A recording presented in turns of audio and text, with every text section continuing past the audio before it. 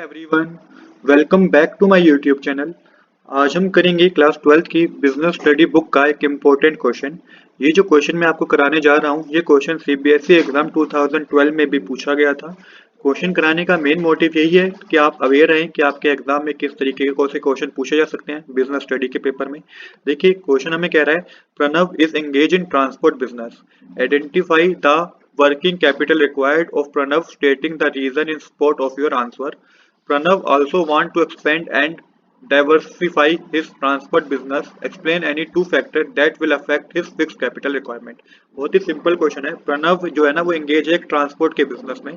आपको आइडेंटिफाई करनी है working capital requirement of Pranav. इसके लिए आपको एक अपने स्पोर्ट में एक आंसर देना है कि जो भी उसकी वर्किंग कैपिटल होगी, क्या वो ज्यादा होगी कम होगी, इसके रीजन पे आपको अपना एक आंसर देना होगा। इसके बाद प्रणव चाहता है कि वो अपने बिजनेस को ना एक्सपेंड करे और डाइवर्सिफाई करे। डाइवर्सिफाई मतलब एक से ज्यादा कई प्रोडक्ट बनाए या कई चीजों पे वो काम करे एक साथ।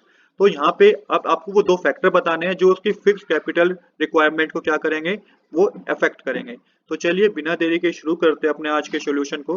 तो सबसे पहले यहाँ पे इस क्वेश्चन में दो आपके क्वेश्चन पूछे गए हैं। पहला तो यही पूछा गया है कि आपको ये बताना है कि आइडेंटिफाई करना है वर्किंग कैपिटल रिक्वायरमेंट। आपको वर्किंग कैपिटल रिक्वायरमेंट बतानी है। आप इसमें ज्यादा बताएं तो उसके उसके पर्टिकुलर के लिए आपको एक जस्टिफाई आंसर देना पड़ेगा कि अगर ज्यादा रिक्वायरमेंट रहेगी तो किस तरीके से ज्यादा रिक्वायरमेंट होगी, और अगर आप कम बता रहे हैं तो उसके लिए भी आपके पास एक जस्टिफाइड आंसर होना चाहिए।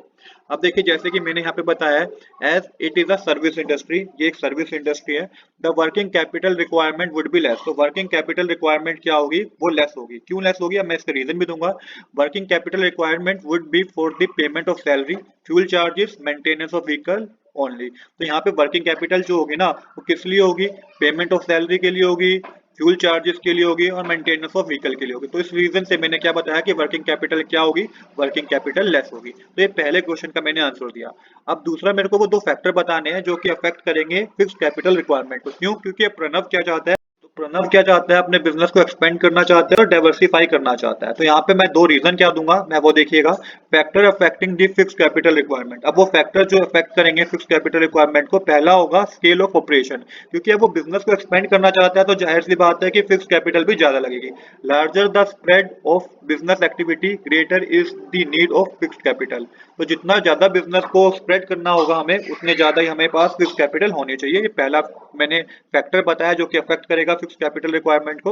और दूसरा है डाइवर्सिफिकेशन, जो कि मैंने अभी बताया, अगर एक से ज्यादा बिजनेस चाहता है कि एक से ज्यादा चीजों पे काम करे तो उसके लिए भी ज्यादा कैपिटल लगेगी। तो diversification means running business in more product than merely in one product.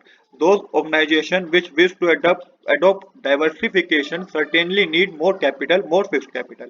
वो ऑर्गेनाइजेशन जो डाइवर्सिफिकेशन चाहती हैं, एक से ज्यादा चीजों पे काम करना चाहती हैं, उनको मोर फिक्स रिक्वायरमेंट की तो जरूरत पड़ेगी पड़ेगी। तो इस क्वेश्चन में आप इस तरीके से आंसर लिखेंगे। देखिए आप यहाँ पे अपनी लैंग्वेज में भी लिख सकते हैं।